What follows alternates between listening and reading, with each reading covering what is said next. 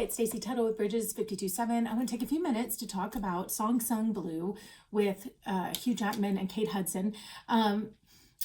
We absolutely loved it. It's super fun. I thought I was going to see a biopic about Neil Diamond.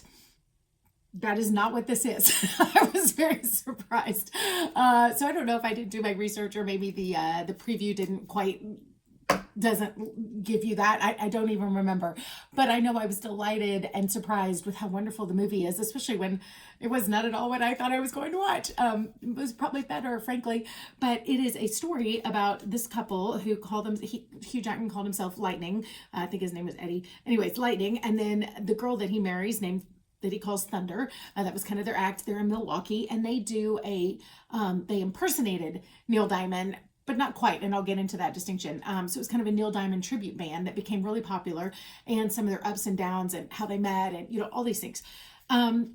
I think I really loved the movie. It made us laugh. It made us cry. It was real. It was gritty and honest.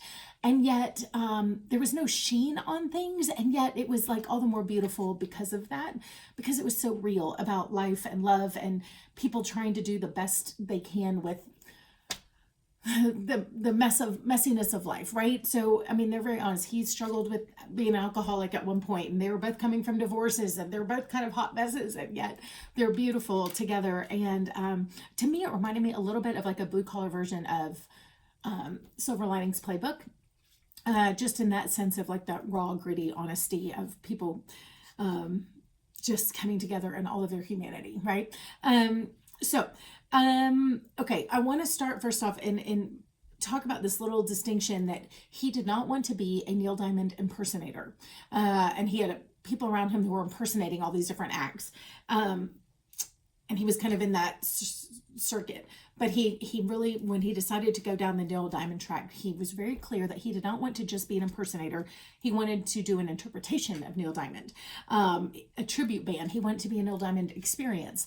And I think the distinction there is that he looked like, he dressed like Neil Diamond. He did his songs. He did all this stuff very in alignment with Neil Diamond. He did not deviate hugely from it, but he still he didn't exactly copy it. He allowed himself and Thunder to be part of this, that the two of them had their act, and they got to be them doing tribute to Neil Diamond with their artistic license and their flair and their partnership and all the things. He didn't want to do that by himself. He wanted to do it with her, and they did it in their own way, and yet it was very much in alignment with Neil Diamond. So and I bring all this up just because I think it's kind of an interesting thing to consider when we are supposed to be like Christ, little Christ. We're supposed to follow Jesus as he follows Christ, that we're supposed to be, there's all these different verses. Paul said, follow me as I follow Christ. Like, we have all these different examples of people saying, be like me as I'm like Jesus.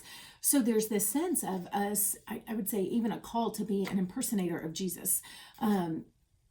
And yet the Lord wants us to do that with our own unique personality and flair. And so I really think that that the way he did that is really very much the way the Lord didn't want robots, and he doesn't want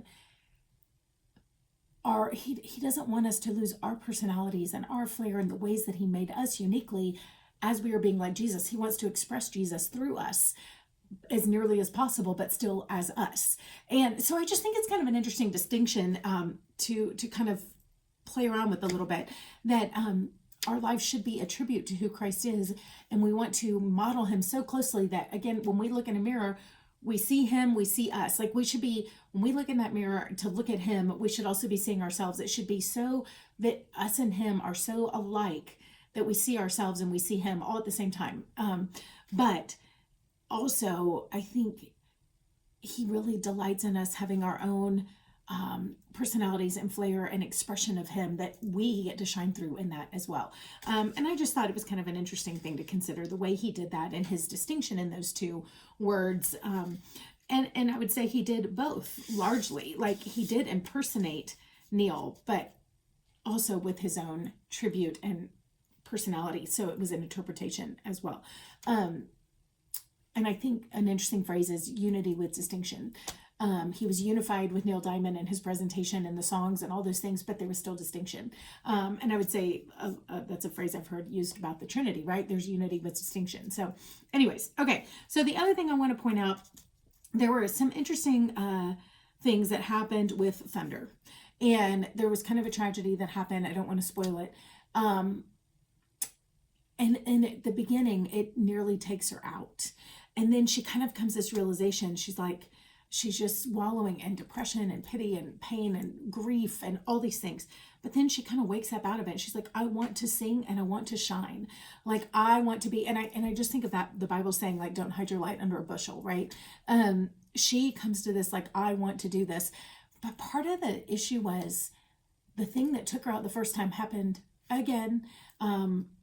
So twice in a row, this kind of strange, bizarre event nearly takes her out. And she's like, all of a sudden she starts laughing like, oh my gosh. Like instead of her being locked in trauma because that thing almost happened again to her, it actually frees her because it's like, oh my gosh, you just go about living your life. You have no idea what's going to happen, but I've survived it twice. Like, what can they do to me now? Like I think there was just almost this, invincibility that comes over her, and it's like I can either wallow or I can go do something. But it's partly a little bit of sense of invincibility, like that should have killed me the first time, and then twice now I've survived this. But also there's this sense of, right, my life could be over at any minute, not by my own hand, so I might as well make the most of it, right? So it's kind of this twofold thing. But I think just her resilience and her bounding back and saying, I am going to live my life to the fullest while I have it, because who's to say what tomorrow holds? And just that almost sense that it's not in her hands, but the thing that is in her hands is how she lives. And I don't know, I think that was worth pondering on. I think that is worth kind of looking at our own lives and going, okay, are we living, what is the song that we've been given to sing, and how do we shine as we do it? And it may not be on stage and it may not be actual singing like her, but like the Lord created us with unique things for us to do that he's prepared in advance. And are we walking in those things and looking and actively searching that out? Or are we sitting and for whatever reason, out of fear or grief or mourning or something, like I think the enemy just constantly works to take us out of that place of showing up with all that we are. So I don't know, I think maybe for the new year, that's kind of a good challenge to us to think through. But again, that verse about don't hide your light under a bushel, like what are we doing to make sure that our light is being seen as we give tribute to the Lord with our lives, becoming like him, but with distinction.